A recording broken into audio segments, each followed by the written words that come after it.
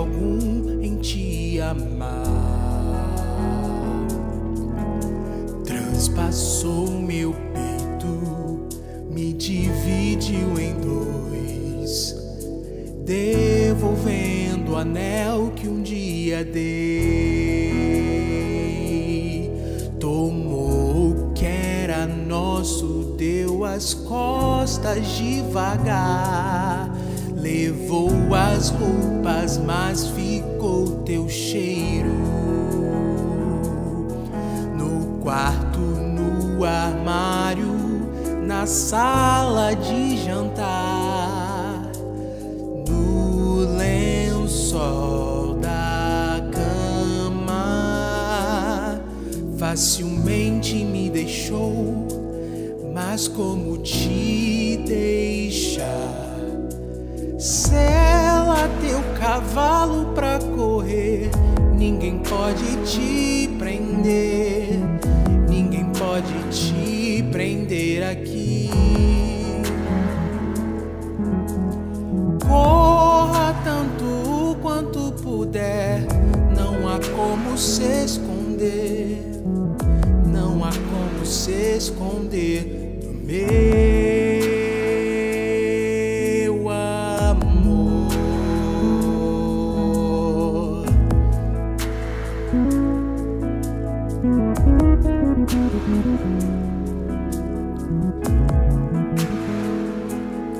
Tomou o que era nosso, deu as costas devagar.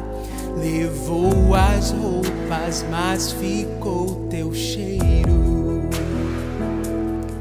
No quarto, no armário, na sala de jantar, no lençol da cama. Facilmente me deixou, mas como te deixar? Sela teu cavalo pra correr, ninguém pode te prender, ninguém pode te prender aqui.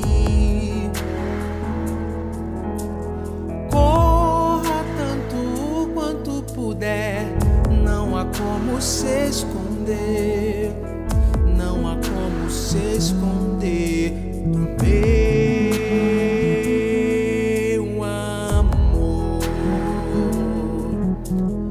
Volta a hora que você quiser, o anel ainda é seu e o armário ainda está vazio.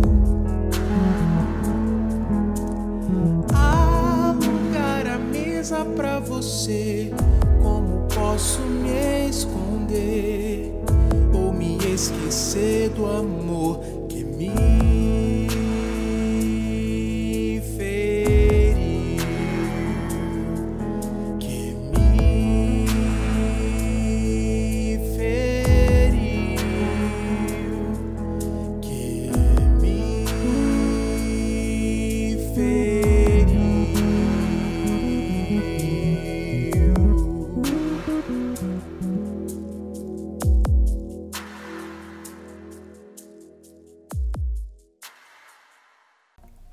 Boa noite, sejam bem-vindos a mais uma noite da nossa conferência online sobre família. Segunda noite. Ontem foi bênção. Pastor Novaes foi usado por Deus para nos abençoar e a palavra ficou ecoando em nosso coração aquilo que Deus tem para nós como família. Ir e voltar, e estar na casa, e estar em casa, fruto das nossas lembranças, das nossas convicções, das nossas certezas e o amor de Deus que não muda. Eu espero também que o tempo de compartilhamento em família, por meio do roteiro que o pastor Pedro Jorge preparou para nós, tenha sido também proveitoso e abençoador. Que esta noite seja mais um presente de Deus para nós. Aliás, essa conferência como um todo é um presente de Deus para nós. Quem poderia imaginar que em tempos de normalidade, rotina, horário, trânsito, voos, hospedagem, não seria tão viável quanto foi a realização desta conferência online. A minha gratidão por toda a nossa equipe, mais uma vez, equipe de edição, nossa equipe de tradução para Libras, a organização do culto. Muito obrigado a todos os que estão se esforçando para que nossa família e tantos outros tenham acesso e a possibilidade de receberem uma palavra bíblica relevante e própria para os dias que estamos vivendo. Minha casa, antes e depois da pandemia. Ponha em ordem a sua casa. É o que Deus disse a Ezequias por meio do profeta Isaías. E esta palavra, imagina, passou todos esses milhares de anos para chegar até nós hoje com a mesma propriedade, com a mesma aplicação. Como está a sua casa? Nossa vinheta de abertura mostra como está a nossa casa. Não é? A decoração está mudada, a rotina está mudada, os horários estão mudados, tudo está de cabeça para o ar, mas vai passar. Mas quando nós voltarmos à normalidade, qual será o nosso novo normal? Como vamos sair disso tudo? Este como é a grande chave para nós entendermos o que está acontecendo e nos prepararmos para o que está por vir. E é por isso que Deus disse ao rei Ezequias, ponha em ordem a sua casa. Para Ezequias era uma notícia dura, difícil, mas ele teve 15 anos de sobrevida. Deus deu a ele, em resposta a uma oração de súplica, Deus deu a ele mais 15 anos de vida, enquanto ele teve tempo realmente para reorganizar, reestruturar, colocar em ordem a sua casa. Em outra tradução diz, ponha em ordem os seus negócios, como um todo, sua vida como um todo, sua vida inteira em ordem para retomarmos a normalidade. E queremos que este tempo, mais uma vez, hoje, com a presença do pastor Luiz Saião, possa também nos abençoar e nos edificar, abençoando a sua casa, a minha casa, a nossa vida. Hoje, o nosso louvor e adoração será trazido pela família Camargo. Irmão Jader, irmã Regina, Hudson e Alan estarão nos inspirando com uma canção, preparando o nosso coração para o que vamos ouvir nesta noite. Portanto, louve conosco, receba da parte de Deus aquilo que Ele preparou com tanto carinho para nós e com tanto amor por você, por sua casa, por sua família. Seja bem-vindo, seja abençoado. Deus abençoe este culto que prestamos a Ele nesta noite. Transforma, vem Senhor, nosso ser, que o mundo em nós, seu Filho, possa ver.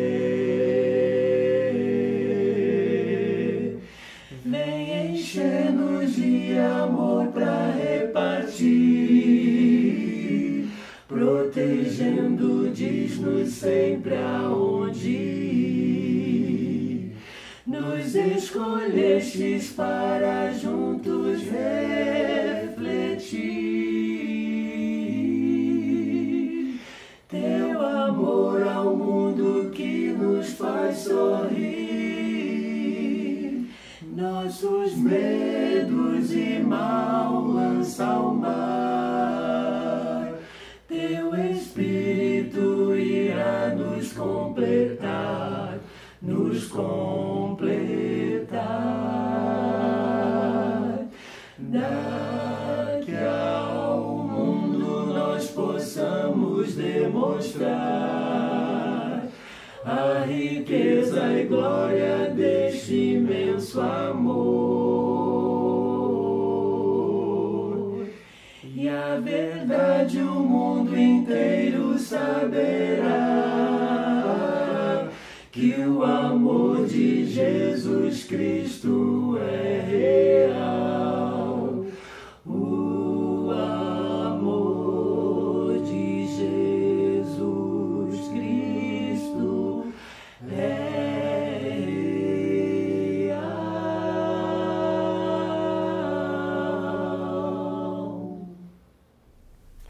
Vai nos falar nesta noite um querido amigo em meu coração. Pastor Luiz Saião, pastor da Igreja Batista Nações Unidas em São Paulo, um dos maiores biblistas que temos em nossa geração, em nosso tempo.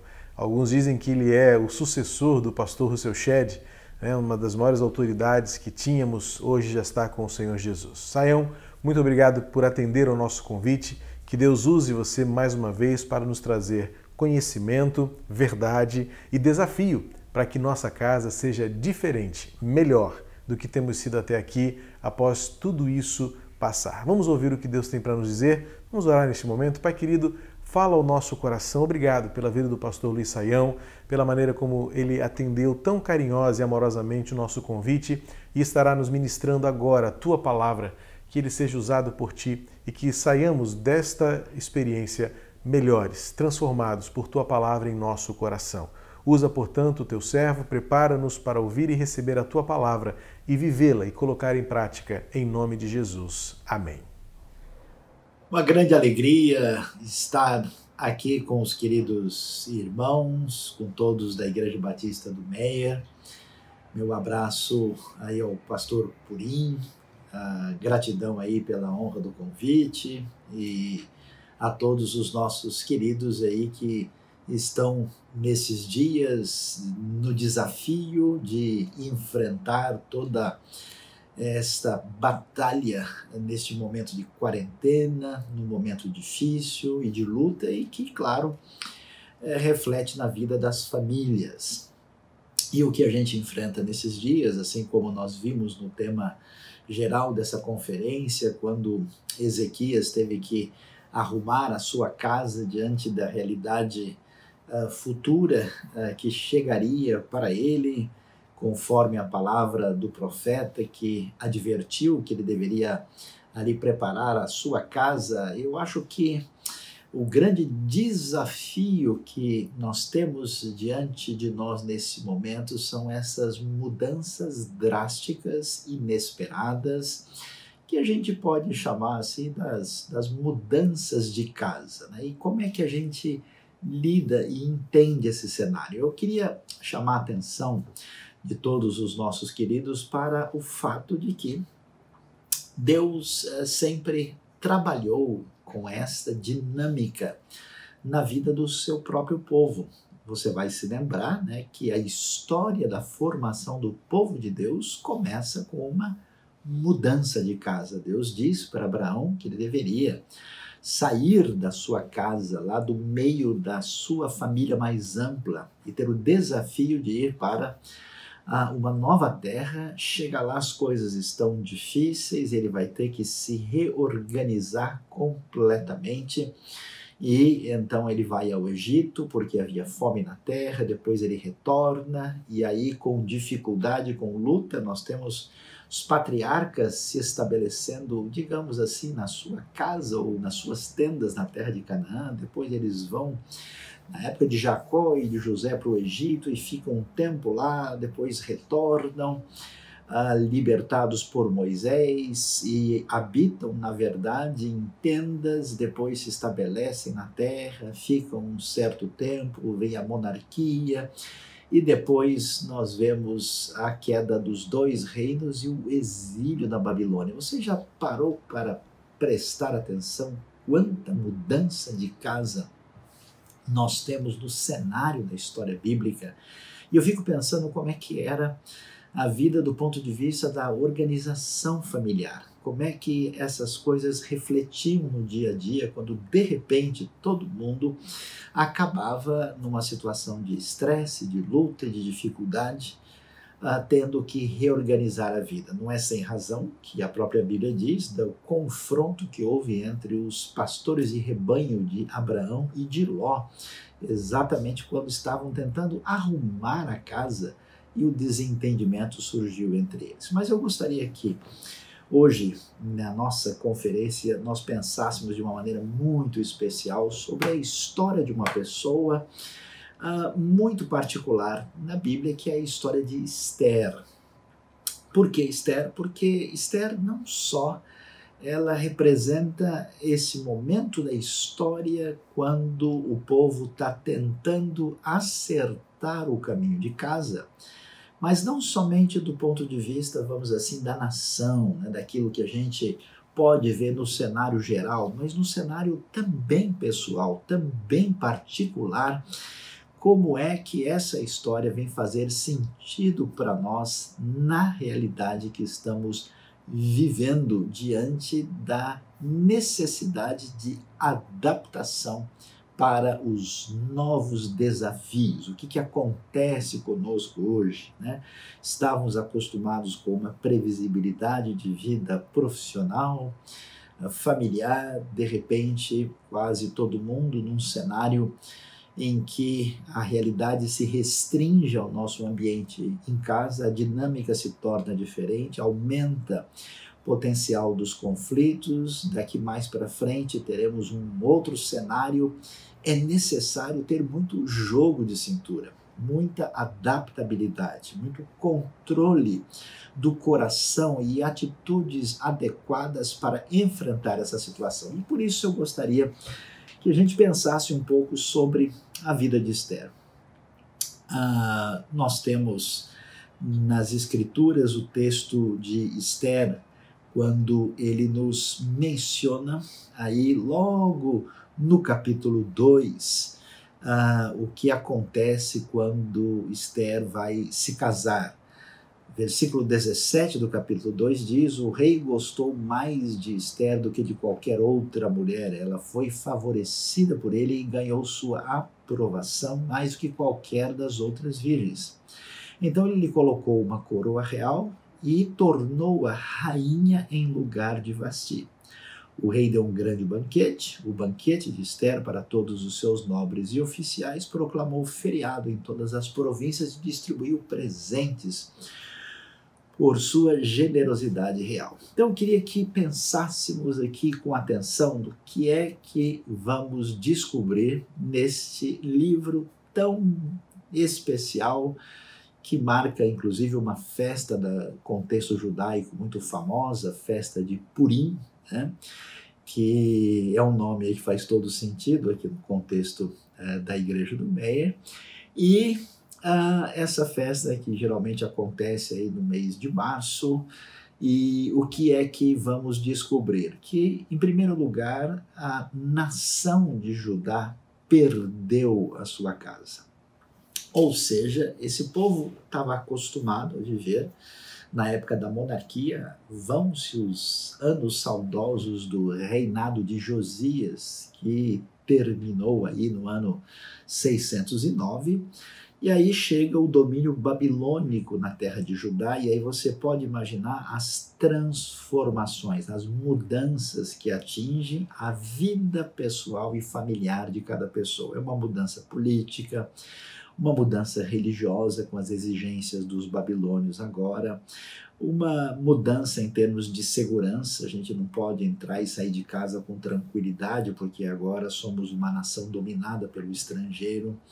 Nós temos uma história difícil de 3 etapas de pessoas levadas como prisioneiras e cativas para a Babilônia. Essas 3 etapas vão acontecer no ano 605, 597, finalmente em 586 a.C. E aí o povo vai se adaptar à nova realidade agora, depois de mudar de casa. Ou seja, mudam de terra, mudam de posição social, mudam de trabalho e vão ter que se reorganizar totalmente na sua experiência na Babilônia. Você imagina só, os estudiosos chegam até mesmo a dizer que o judaísmo, como nós o conhecemos, ele surge, nasce nessa experiência da Babilônia, tendo assim uma ruptura com a antiga, digamos assim, religião israelita da história bíblica. Ele tem que fazer uma reorganização da vida, e isso vai atingir toda a realidade, inclusive de formação, de língua. Vão aprender uma língua nova chamada aramaico, e quando eles estão assim, vamos dizer, se acostumando a viver razoavelmente no ambiente babilônico, e nós temos muitos relatos bíblicos sobre isso, aí nós vamos ter o cenário em que um outro povo, com uma outra cultura, que não tem nada a ver com a cultura dos judeus, nada a ver com a cultura da Babilônia, surge o Império Persa, as conquistas do grande Ciro, e aí nós temos um novo cenário com o domínio persa, onde novamente é necessário mudar de casa. Povo de Israel, povo de Judá, o povo que passou anos morando, vivendo no deserto, povo que passou por tantas dificuldades e lutas nas suas necessidades de realocar a sua moradia, agora nesse ambiente, no contexto do Império Persa, uma readaptação precisa ser feita. Interessante que nós temos Ciro, 538 a.C., e aí o povo vagarosamente começa a voltar para a terra de Judá, depois da liberalidade dos persas para que se fizesse isso.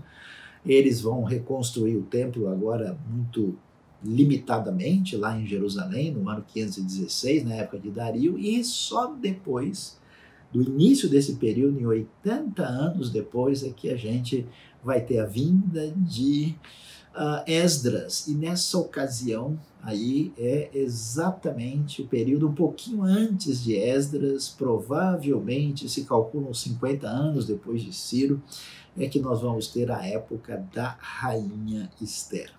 E o que acontece? Se a gente for pensar em necessidade de mudança, de como é que a gente lida com a vida, nós precisamos saber como colocar a casa em ordem diante de mudanças com uma pessoa como Esther. Por quê? Porque preste atenção. O texto começa dizendo para a gente, logo no início, que Esther tem uma situação familiar totalmente diferente. Primeiro, ela é judia, ela está no ambiente persa, numa cultura pagã completamente diferente. Ela vai ter que já fazer todo o esforço para saber como se sentir em casa. Não sei se você já viveu muito longe do seu ambiente de nascimento, às vezes num outro estado, ou num outro país, numa outra cultura, às vezes uma cultura muito diferente. Então Esther está lá e ela tem um problema sério, porque ela não tem pai nem mãe. Ela não tem a estrutura familiar que pudesse ajudá-la a organizar a sua vida. Nós não sabemos detalhes, nós temos uma informação muito rápida na própria escritura, e o que nós temos é a tradição judaica falando, né, a respeito do que teria acontecido, e a tradição judaica sugere o seguinte, que é muito possível que o pai de Esther tivesse morrido enquanto a sua mãe estava grávida. E quando Esther nasceu, aí ela teria perdido a sua mãe e ficando completamente órfã. E nesse caso, ela vai ser cuidada pelo seu tio, o seu parente, que recebe uma atenção especial, o famoso Mardoqueu, às vezes chamado de Mordecai em algumas traduções. E esse cenário já é um cenário completamente atípico, né? Porque Esther está dentro de uma cultura que valoriza a genealogia, que valoriza a família, que valoriza aquela ideia de que quem é abençoado, né, tem a bênção de Deus atravessando as gerações. Então, se você está num ambiente assim, que a nação já está sob juízo, em que eles estão fora de casa, onde foi necessário fazer todo tipo de readaptação, e você não tem nem família, nem pai, nem mãe, imagine só a situação. Você, vamos assim dizer, está sujeito a uma depressão total, está com, vamos assim dizer, com os nervos à flor da pele diante desse cenário. E o que acontece? O texto mostra para a gente aqui algo muito importante que a gente não pode perder de cena se quisermos pensar na realidade da nossa casa, como é que a gente consegue de novo se sentir em casa diante das coisas que parecem não casar, não se encaixar. Nós vamos ver que Deus está por trás do cenário mais imprevisível possível. Parece que Deus ou acelerou o motor do julgamento ou se distanciou de todos e não mandou mais notícias. Nós vemos que, apesar de tudo, Deus atua no contexto da história sem deixar de prestar atenção às pessoas individualmente. De modo que a maioria de nós conhece bem a história. A antiga rainha Vasti um dia resolveu bater de frente com o grande monarca imperador, com seus costumes antigos do Império Medo-Persa, e ela foi deposta, perdeu o seu lugar. Então, imagine só o rei então faz um concurso, era a Persia Fashion Week, para ver qual era a moça mais bonita, foi um desfile de modelos para saber o que ia acontecer. E então chegamos ao capítulo 2, verso 17, quando diz que o rei gostou mais de Ester do que qualquer outra mulher, não só pela sua beleza, pelo tratamento que ela fez para parecer de fato ainda mais bela, mas pelas suas qualidades como pessoa. E aí é que vem algo muito significativo para nós. Se já é difícil viver no ambiente estrangeiro,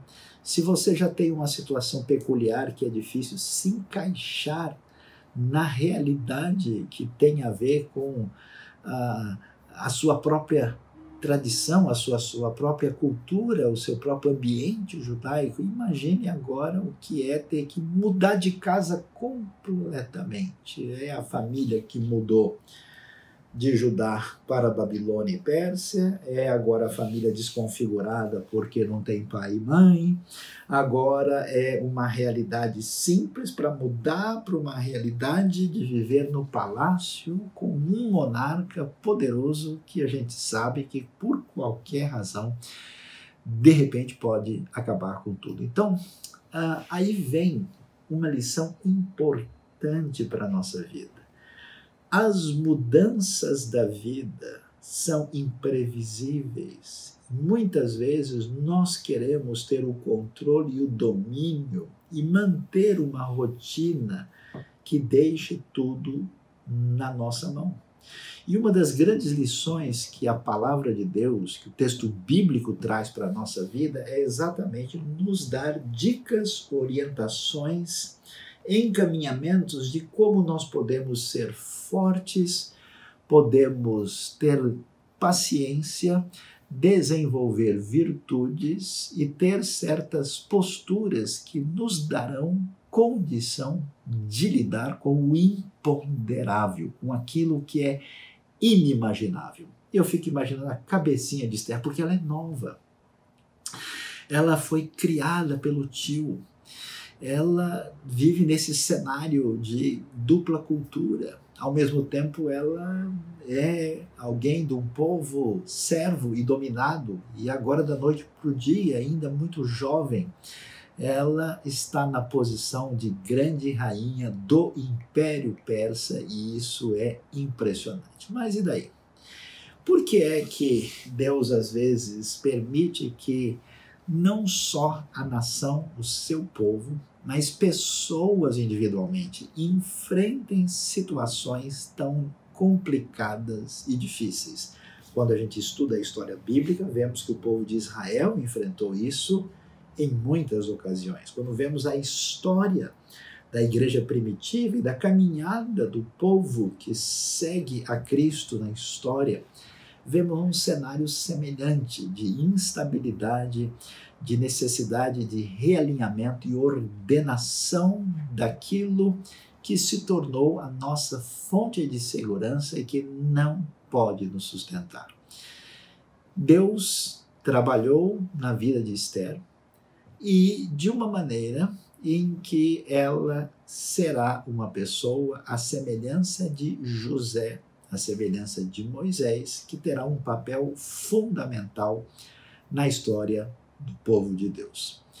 E é interessante ver que nesse cenário, de repente, surge um ambiente de postura antissemita, uma postura antijudaica, uma espécie de ódio, de raiva dos judeus dentro do Império Persa.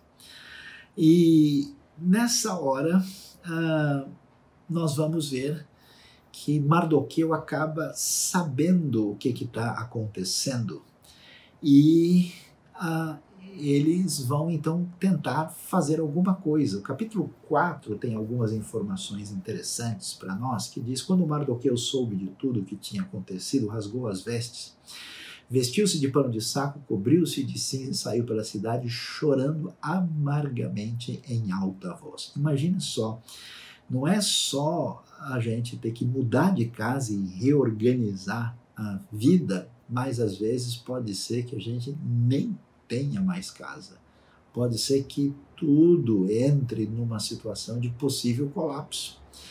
Então Mardoqueu foi até a porta do palácio real, mas não entrou porque ninguém vestido de pano de saco tinha permissão de entrar. Em cada província onde chegou o decreto com a ordem do rei, a ordem era de extermínio dos judeus. Houve grande pranto entre os judeus com jejum, choro e lamento. Muitos se deitavam em pano de saco e cinza. Quando as criadas de Ester e os oficiais responsáveis pelo harém lhe contaram o que se passava com Mardoqueu, ela ficou muito aflita e mandou-lhe roupas para que as vestisse e tirasse o pano de saco. Mas ele não quis aceitá-las. Então Ester convocou Atá, um dos oficiais do rei, nomeado para ajudá-la, e deu-lhes ordens para descobrir o que estava perturbando Mardoqueu e por que ele estava agindo assim. Atá foi falar com Mardoqueu na praça da cidade, em frente da porta do palácio real. Você pode imaginar a cena, a situação terrível, imponderável, que acho que é muito semelhante ao que muitos de nós estão agora sofrendo nesses dias e que estamos enfrentando, porque nós não imaginamos que a nossa situação difícil pode estar sendo ainda pior para pessoas que estão em condições mais desafiantes do que as nossas. E então Mardoqueu contou tudo o que tinha acontecido e como é que aquele povo judeu, o famoso Amã, quanta prata Amã tinha prometido depositar na tesouraria real para a destruição dos judeus. Ele deu também uma cópia do decreto que falava do extermínio que tinha sido anunciado em Suzã, para que mostrasse a Ester, insistisse com ela para que fosse à presença do rei, implorar misericórdia e interceder em favor do povo. Amã retornou e relatou a Ester tudo o que Mardoqueu lhe tinha dito. Então ela o instruiu que dissesse o seguinte a Mardoqueu: todos os oficiais do rei e o povo das províncias do império sabem que existe somente uma lei para qualquer homem ou mulher que se aproxime do rei no pátio interno sem por ele ser chamado, será morto, a não ser que o rei estenda o cetro de ouro para a pessoa e lhe poupe a vida, e eu não sou chamado à presença do rei há mais de 30 dias. Ou seja, veja a situação. Ester talvez não saiba direito onde e como é a sua casa. Onde é a nossa casa? Pergunto para alguém que firme está na sua relação com Deus e que deve entender que a nossa casa definitiva só pode ser na presença de Deus de maneira plena na nossa redenção última. Por isso a Bíblia insiste muito em dizer que nós somos peregrinos, vamos fazer o máximo para ter uma vida digna aqui, mas nunca o nosso coração estará plenamente repousado naquilo que limitadamente a nossa realidade imediata pode nos apresentar. Nós vamos ver que Ester, onde está a sua casa? É entre os persas, onde você nasceu, entre os judeus que acham estranha a sua história, entre essa comunidade onde você não tem pai nem mãe e sempre há uma dúvida, será que esse pessoal está sob juízo divino? É uma pessoa de um povo religioso que se volta para Deus, mas cuja qualidade é beleza feminina, o que não está exatamente em alta. Nesse ambiente complicado e difícil, o desafio colocado diante de Ester é maior. Eu fico impressionado com os testes estabelecidos por Deus para a nossa vida. O rei Ezequias foi testado por Deus, José foi testado por Deus, Moisés também, e agora é a vez de Ester. E Ester vai ter um teste muito difícil, porque de repente, usando a linguagem bem popular, assim, a batata quente cai no colo dela. Ela recebe o recado do seu tio. O seu tio é meio tio, meio pai, é um pai adotivo. A gente não sabe muito bem qual é a dinâmica das relações familiares aí, porque a gente sabe como é que funciona isso, né? Num momento é de um jeito, no outro momento a coisa muda. Uma coisa é você ter um tio, pai, que você teme, respeita, ouve, mas agora você é rainha da Pérsia e ele é apenas um a mais dentro do império. Será que a nossa relação familiar se organiza com equilíbrio diante das mudanças que se nos impõem? no novo cenário, Esther enfrenta essa situação e ela ouve aquilo que vai ser o grande desafio. Olha, não tem jeito de parar o que começou. Há uma onda de destruição e de morte que se tornou uma sombra sobre o nosso povo. E isso é tão sério e tão complicado, porque, olhando a coisa no sentido mais amplo, tudo aquilo que é promessa de Deus, que tem a ver com a aliança davídica, aquilo que vai desembocar na esperança messiânica, está tudo correndo risco. Tudo está centrado nessa moça que sabe lidar bem com o penteado dos cabelos e a organização estética do rosto. E o desafio está diante dela com todo o seu cenário histórico de instabilidade para lidar com a vida. Nós devemos entender isso, uma grande esperança para as nossas famílias, para a nossa igreja, para o nosso povo. Depois de um momento difícil como este, nós podemos sim sair mais fortes, mais amadurecidos, mais preparados para lidar com os conflitos da vida. O texto bíblico prossegue e diz o seguinte: quando Mardoqueu recebeu a resposta de Esther, imagine a tensão aqui nesse cenário, mandou dizer a ela o seguinte: não pense que pelo fato de estar no palácio do rei, você será a única entre os judeus que escapará. Pois se você ficar calada nesta hora, socorro e livramento surgirão de outra parte para os judeus, mas você e a família do seu pai morrerão. Quem sabe se não foi para um momento como esse que você chegou à posição de rainha. Eu acho impressionante essa palavra. Primeiro que o Mardoqueu vai direto ao ponto. Ele não diz, olha, a Esther agora é rainha, então a gente precisa, né, fazer uma conversa assim política. Oh, querida Esther, que saudades. Oh, estou mandando aqui um pouco de lembranças aí de todo o nosso pessoal, todo mundo mandou um beijo no seu coração. Ele não diz isso, né? Ele vai direto ao ponto e diz, olha, nós precisamos entender o que está acontecendo nesse cenário. E ele tem uma palavra de esperança dizendo, eu sei que de alguma maneira as coisas irão se redefinir e se realinhar. Vai surgir livramento e socorro. A nossa postura de fé e de esperança em Deus sempre deve manter a cabeça erguida e uma expectativa positiva. É isso que ele vê, mesmo diante do possível genocídio caindo sobre o próprio povo. E aí ele põe um desafio, olha, você não vê que agora você está na posição de fazer diferença? Porque Esther tem um grande desafio, né? Como talvez alguns de nós podemos ter numa situação de mais estabilidade, sabe de uma coisa, eu vou esperar a coisa passar, eu não vou me envolver com nada.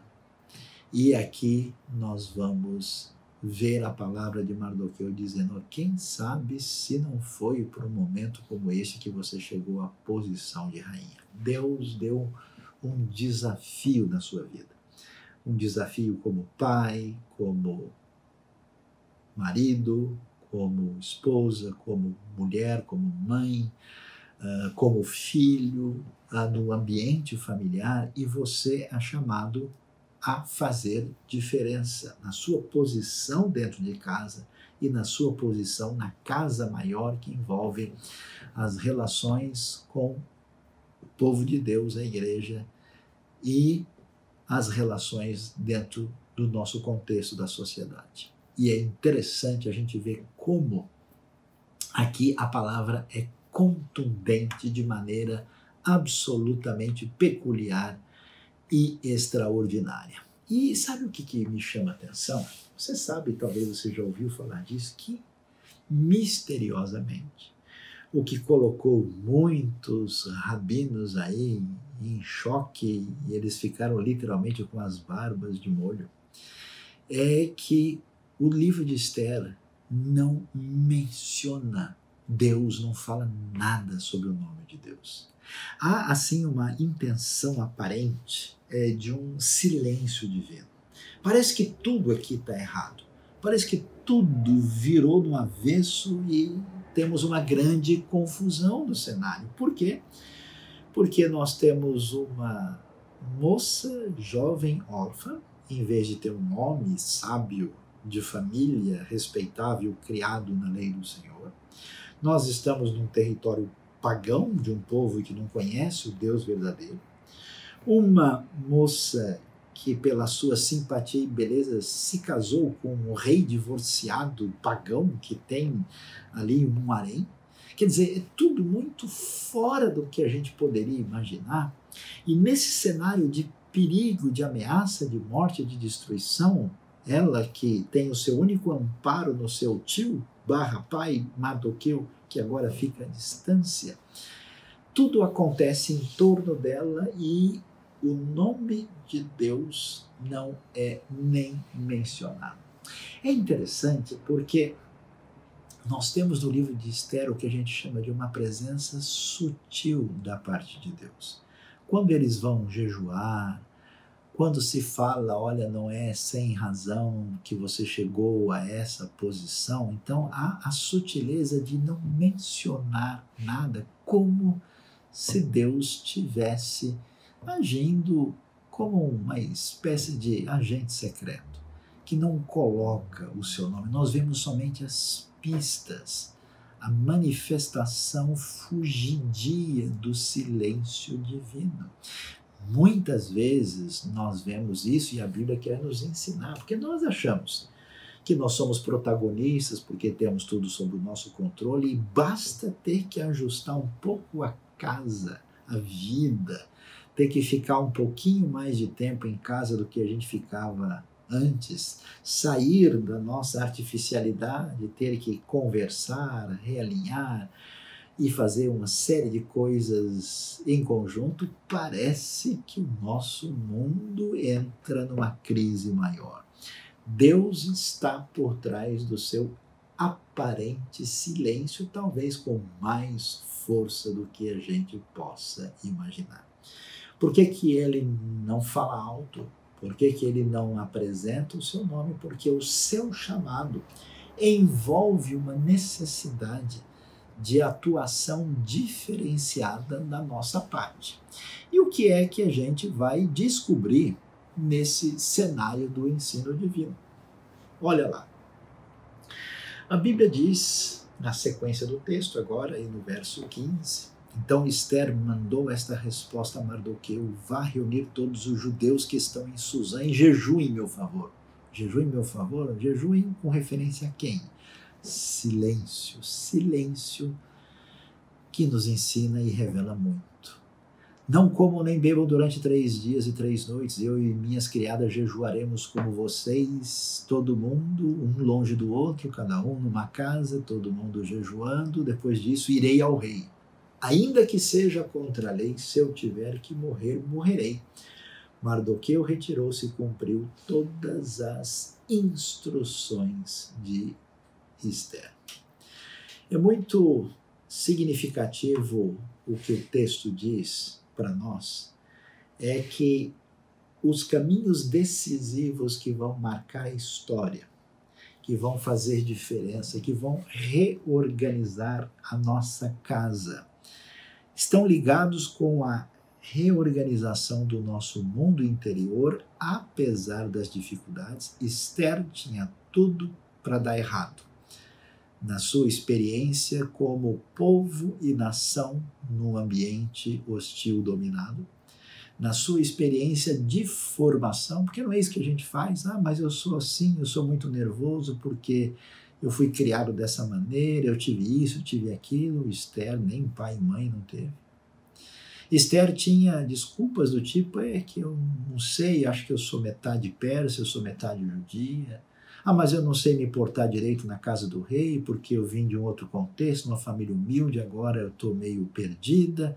Ela tinha 1000 desculpas. E além do mais, toda a sua experiência não era uma experiência que favoreceria o nível de responsabilidade que Deus lhe entregou.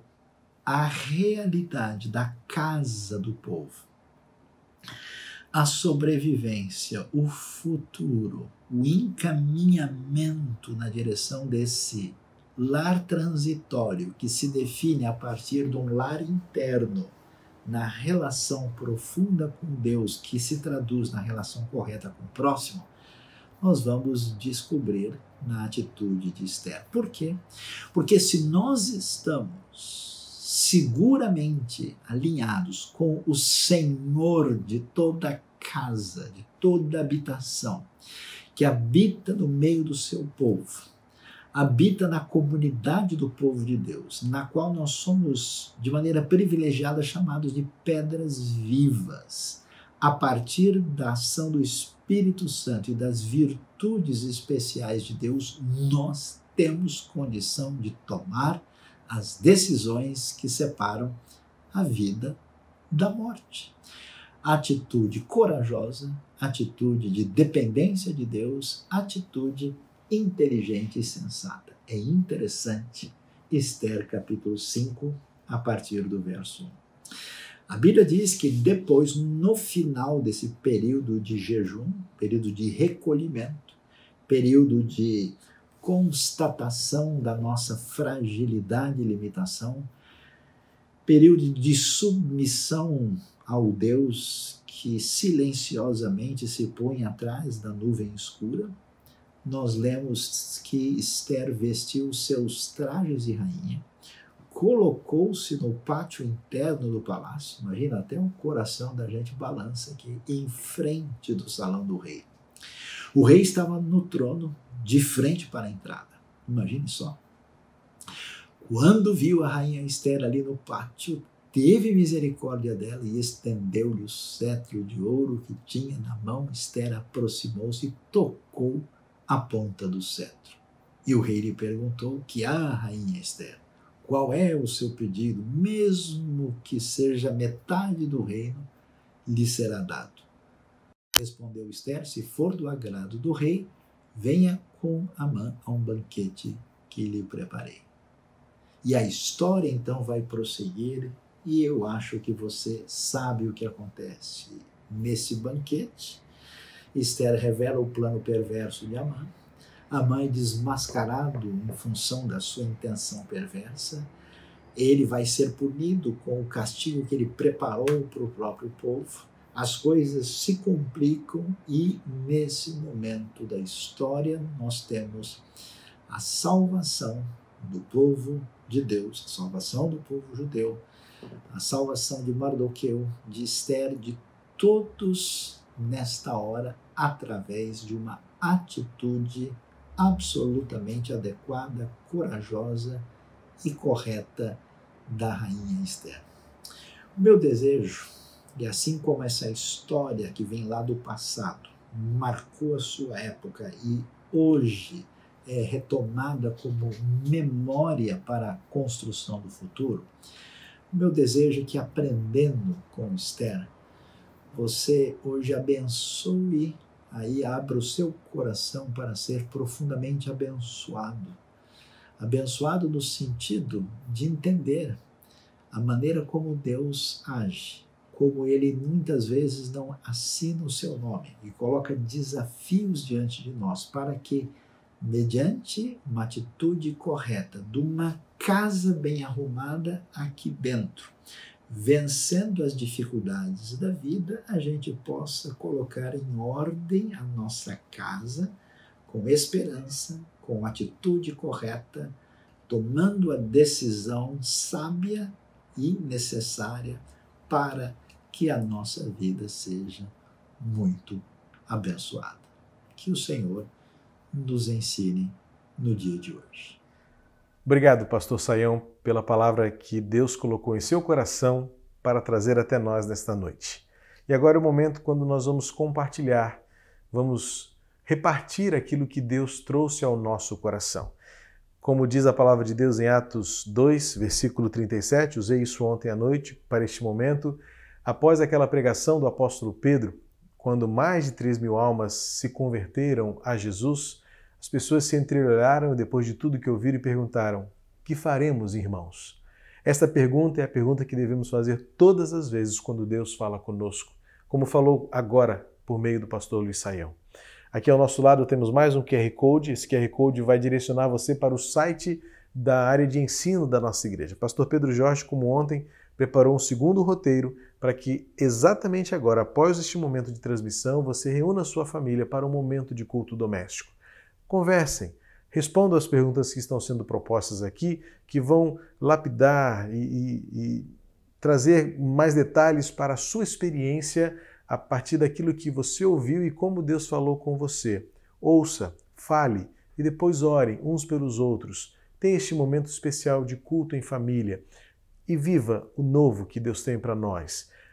Que a sua casa, após esta pandemia, seja um lugar de adoração, um lugar transformado por Jesus e que você saia muito melhor do que você tem sido até aqui pela graça de Deus. Portanto, que Deus abençoe este tempo, que Deus abençoe a nossa igreja, que Deus abençoe a sua família e todos nós que temos nos reunido em torno daquilo que Deus tem feito e realizado em nós. E até amanhã, quando estaremos juntos novamente no terceiro dia com a presença do pastor Rainerson Israel. Será bênção também, tenho certeza, porque ele é um jovem pastor, mas muito sério, muito comprometido com a palavra de Deus e com certeza Deus usará como usou ontem o pastor Novaes, hoje o pastor Luiz Saião. Deus abençoe a sua vida, Deus abençoe a sua casa. Ponha em ordem a sua casa. Há de ver bênçãos e experiências maravilhosas com o Senhor. Pai, obrigado por este tempo de compartilhamento. Abençoa o teu povo, nossas famílias. Faz-nos melhores por Jesus e por quem nós oramos. Amém.